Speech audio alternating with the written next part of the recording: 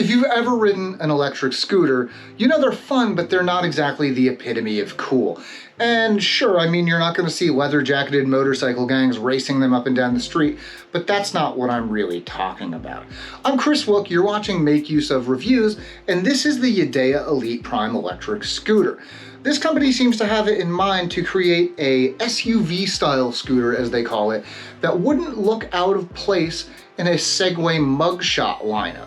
The question is that something you want? Let's find out what this thing can really do. Now, I'm not sure if you've noticed this by looking at it, but this is a tall scooter. I'm not standing on the deck, I'm standing on the floor, but this comes up pretty high on me. Now, I'm a touch over 5'7", about 171 centimeters, so I'm not the tallest person in the world, but I think if you're much shorter than me, this is going to be tough to ride. When you're on a scooter, or at least when I'm on a scooter, especially coming through a faster turn, I like to get low to keep my center of gravity lower. And as soon as I start to get down a little bit, I just feel like my arms are T-Rexing a little bit and I don't actually have too much strength to hold on to it. I can lean back and get a little motion that way and it's fine, but I think if you're a whole lot shorter than me, this could be pretty problematic to ride around and it may not work for you. Now that could be an issue on a lot of scooters, but this one is not adjustable in any way. So if you're not tall enough, you're just gonna be chin on the handlebars. Now I imagine the wheelbase is something that has been more or less figured out on scooters, but I can't help but feel that it's a little bit shorter on this than on some other scooters I've tested. That could be because the deck kicks up at the back of it, which does let you get a foot back there for some easier balance and control, but it makes the overall length of it feel a little bit shorter than what I'm used to and a little bit cramped. Looking at the tires, that's where things really start to get interesting. These are 10-inch tubeless tires, so while they're not the biggest or burliest tires on the market, they're not exactly as tiny as some other scooter tires are. They're also, as is the case with most tubeless tires, self-repairing. The Elite Prime also features IPX5 water resistance, which means that it's not going to be a problem if you get caught out in the rain for a little bit. That said, you probably don't want to just leave this outside of your house or your apartment, just hanging out in the rain, getting ruined. I mean, what do you want to do that with? But especially not with an electric scooter. Few things are more important when it comes to an electric scooter than the range, and fortunately, that's pretty decent here. You get a range of around 40 miles, though this will obviously depend on the speed mode you're using and how heavy you are. The max load on this scooter is 265 pounds, which is pretty high considering I've seen a max load of around 225 on a lot of scooters. As you start to get nearer that capacity, whether through your own weight or whether you're just carrying a heavy backpack, that maximum range will start to go down. The good news is that the speed doesn't tend to go down, so you're not gonna end up slogging up hills and feeling like you're barely gonna make it. If I had to pick between those two, I would choose a little less range over less power every single time. Now, we've talked about the capability of the scooter to move you around, but what about moving the scooter around? That gets a little trickier. This only weighs 62 pounds, which is kind of middle of the road for a scooter. There are definitely heavier ones out there, and there are definitely lighter ones out there, but it's not the heaviest scooter by a long shot. That said, this is no fun to move around, and there are a few different reasons for that.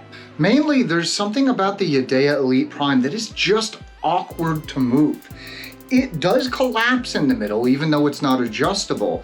And there's even a hinge that you can pull out, and if you're very careful, you can get it to hook into a portion of the deck, like a lot of scooters. The problem is that nothing here ever actually latches or catches, so it's pretty easy for that to just give way as you're trying to move the scooter around. There were a couple times I was moving it that the bottom just came off of the top and the entire thing went clattering to the ground. I'm sure if you do that a few too many times, you're gonna damage the brakes or some other part of this, and you really don't want that to happen.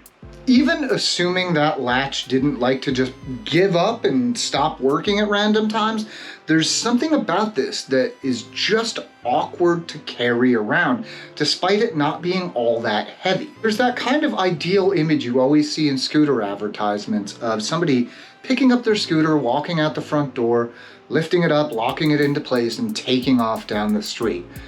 If you're doing that with this, you're pretty strong because you're not just casually carrying this around.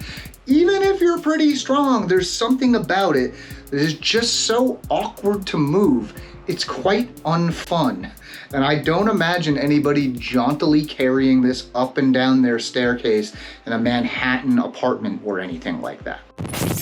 Let's take a look at some of these safety features, like for example, the lights.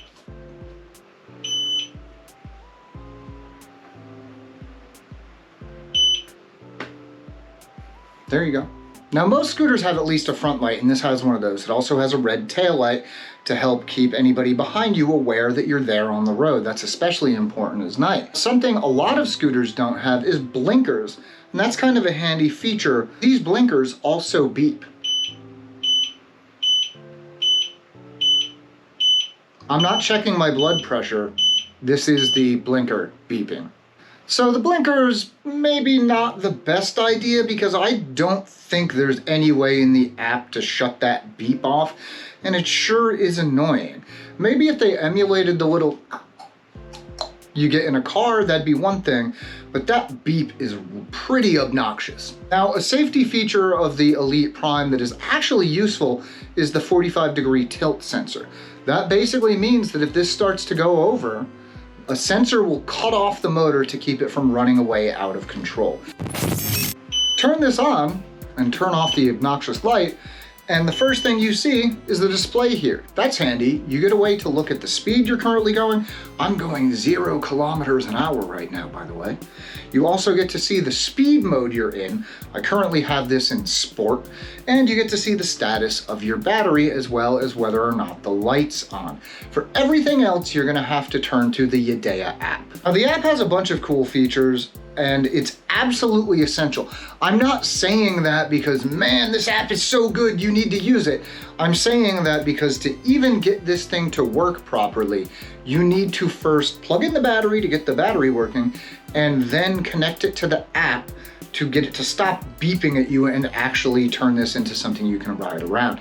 Even once you've activated it, the app is still how you lock and unlock it, including a great feature that Yadea calls senseless unlocking.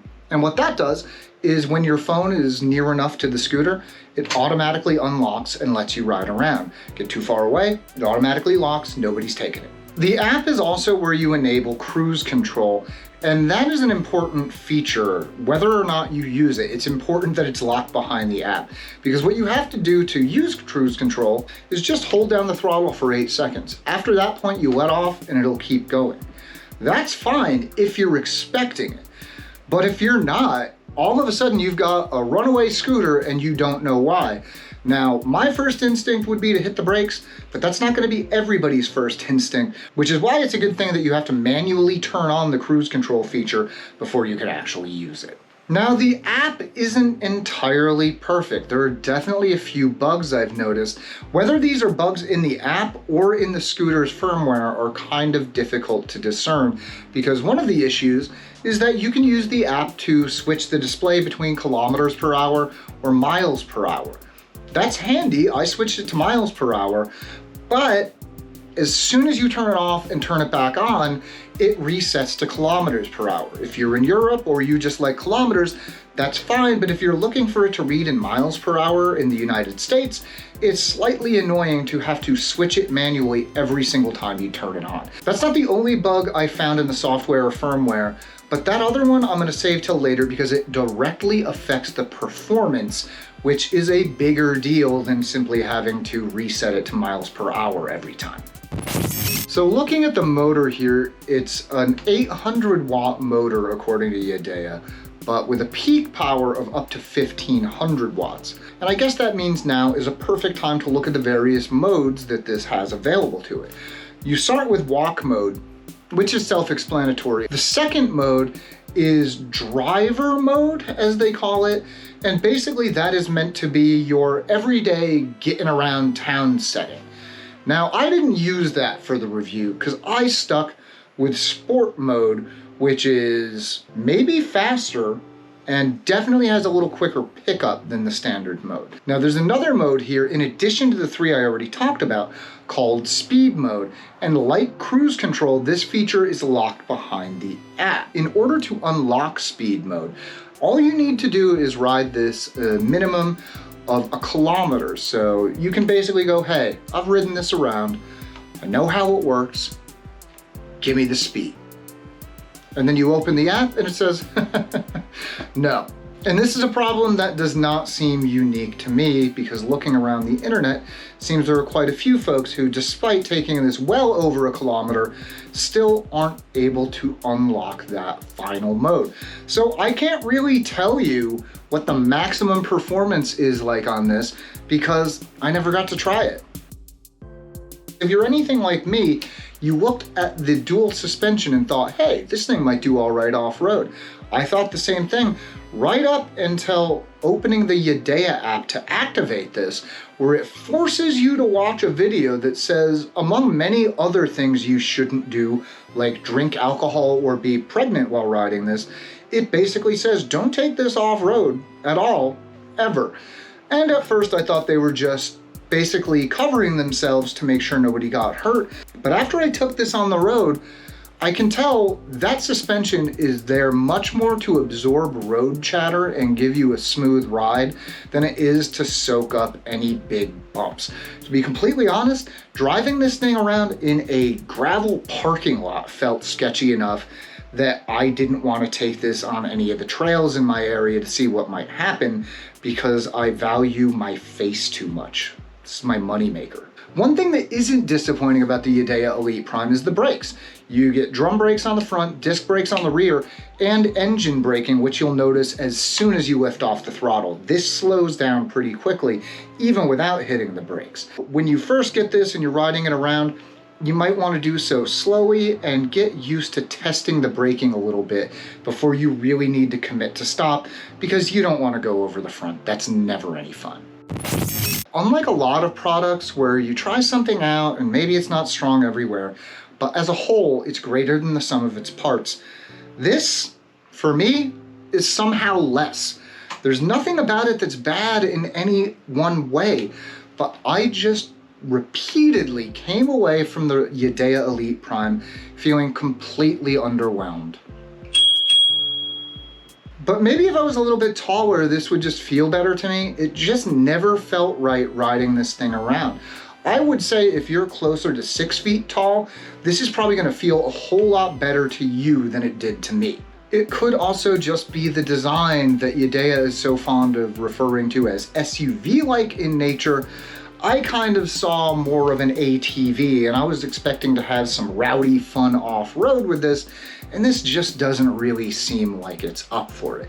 That said, if you're into the whole urban professional aspect that Yadea really seems to be pushing with this, the whole kind of Segway, but it's got a deck you can stand on more easily. If that appeals to you, you're probably gonna have a great time with this, especially if you just keep it to sidewalks, city streets, and parking lots. If you wanna take this off-road, you're gonna wanna look for something else entirely. And that about wraps this one up. Whether or not it's for me, this might be for you, so don't let my opinions change yours too much on this. I'd like to say thank you to Yadea for providing the review unit, and as always, most importantly, thank you for watching.